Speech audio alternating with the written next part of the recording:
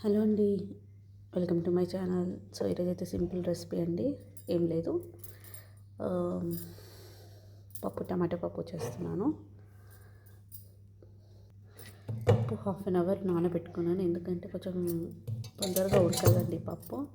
So ఒక చిన్న glass వేసుకున్నాను. సో ఒక 3 టమాటోస్ వేసుకున్నాను. సో ఇందులోనే నేను పసుపు యాడ్ చేసేస్తున్నాను, జీలకర్ర కూడా, ఒక 2 పచ్చిమిర్చి కూడా యాడ్ చేశాను. సో ఇప్పుడు వాటర్ పోసేసుకున్నాం. వాటర్ అయితే పోసుకున్నానండి. విజిల్ పెట్టేస్తాం. విజిల్ అయితే పెట్టేసుకున్నాం. అంతలో మనం చింతపండు నానబెట్టుకున్నాం. ఒక నిమ్మకాయ సైజ్ అంతా చింతపండు నానబెట్టేసుకున్నాము.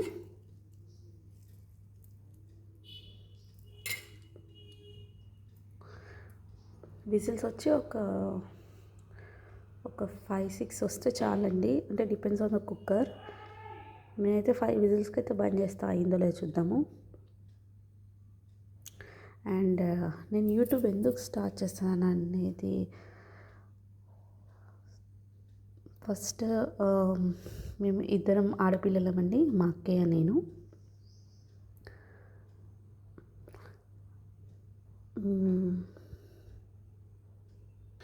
ఇద్దరం ఆడపిల్లలమండి. సో కష్టం అంటే ఏంటో తెలిసి పెరిగినామండి, తెలియక కాదు, అన్నీ తెలుసుకొని పెరిగినాం.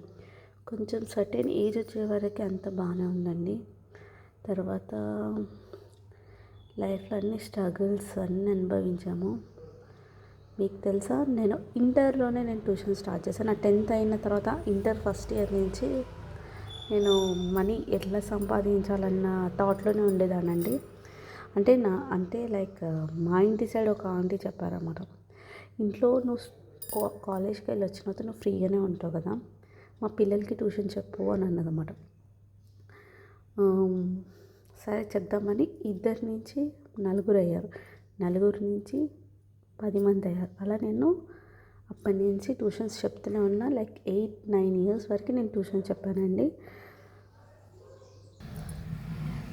విజిల్ అయితే అయిపోయిందండి. ఓపెన్ చేసి చూద్దాం ఒక 5 మినిట్స్లో. ఇప్పుడైతే నేను చింతపండు రసం చేసుకున్నాను.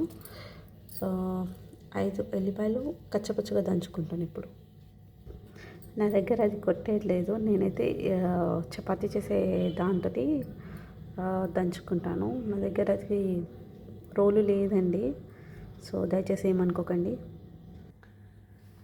నేనైతే కచ్చాపచ్చాగా దంచుకున్నాను. సో ఆ విజిల్ అయిపోతే చేసేద్దాం. పప్పు అయితే దించేసానండి. ఇప్పుడు ఇలా ఉంది, దీన్ని కలుపుకుందాం. ఇందులో కొంచెం పప్పు మా చిన్న పాపకు తీయాలండి, అందుకే తనకి ఏం లేకుండా తీస్తున్నాం. 1 year 12 months బేబీ అనమాట తను.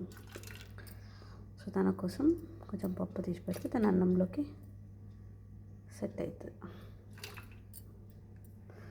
ఇప్పుడు దాన్ని బాగా కలుపుకుందామండి దీన్ని బాగా. సో కడాయిలో ఆయిల్ పోసాను, అది కాగానే పోపు వేసేసి పప్పు దీంట్లో వేసేసి చేసేద్దాం. Simple recipe. ఇందులోకి ఆవాలు, జీలకర్ర, ఎండుమిర్చి, ఇందాక కచ్చాపచ్చగా పట్టుకున్నాం కదా వెల్లుల్లి, సో అది కూడా వేసేద్దాం. స్మెల్ అయితే అదరహో అండి, సూపర్ వస్తుంది స్మెల్ అయితే. బాగా ఏదైతే చింతపండు రసం వేసుకున్నామో అది నేను ఇందులోకి వేసిస్తున్నా. ఇందులో చింతపండు రసం వేసాను పోపులో. సో ఒకసారి కలుపుకున్నాం. ఇప్పుడు పప్పు కూడా దాంట్లో వేసేసుకున్నాం. పప్పు కూడా వేసుకున్నామండి. ఇప్పుడు ఉప్పు కారం యాడ్ చేసేసుకున్నాం. కారం, పింక్ సాల్ట్ వేసుకొని కొంచెం మగ్గాలి. అలా మగ్గిన తర్వాత కొంచెం మెంతి పొడి వేసేసుకొని ఒక 5 minutes ఉంచేసుకొని బంద్ చేసుకుంటే రెసిపీ రెడీ అయిపోతుంది. నేను ఉప్పు ఎందుకో తక్కువ వేసిన అనిపిస్తుంది, సో నేను మళ్ళీ యాడ్ చేసుకుంటాను. ఎందుకంటే కారానికి ఉప్పు వేసాం, కానీ పచ్చిమిరపకాయలు ఎండుమిర్చికి ఆ స్పైసీస్కి అయితే వేయలేదు. సో ఇంకొక కొంచెం 1/2 స్పూన్ యాడ్ చేసేసుకున్నాను. కొంచెం మెంతి పొడి కూడా యాడ్ చేస్తున్నాను. పప్పు అయితే రెడీ అయిపోయినట్టేనండి. ఒకసారి టేస్ట్ చేసి ఎలా ఉందో చెప్తాం. పప్పు అయితే రెడీ అయిపోయిందండి. కొంచెం సాల్ట్ తగ్గింది అనిపించింది, సో వేసేసుకోవచ్చు తినేటప్పుడు.